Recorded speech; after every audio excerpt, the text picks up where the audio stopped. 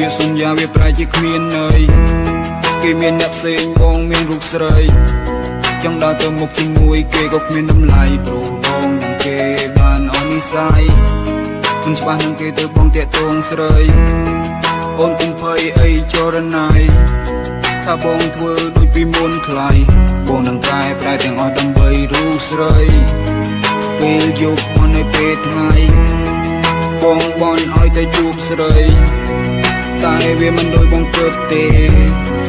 ព្រោះអូនកំពុងតែនឹកគេទៅតែពីនេះគឺបងដឹងច្បាស់ថាចិត្តអូននៅនឹកពេកខ្លាំងណាស់មែនទេឲ្យបងសុំទោសផងដែលស្រឡាញ់វាមិនទៀងដឹងថាអូនមិនស្នេហ៍រូបបងទេ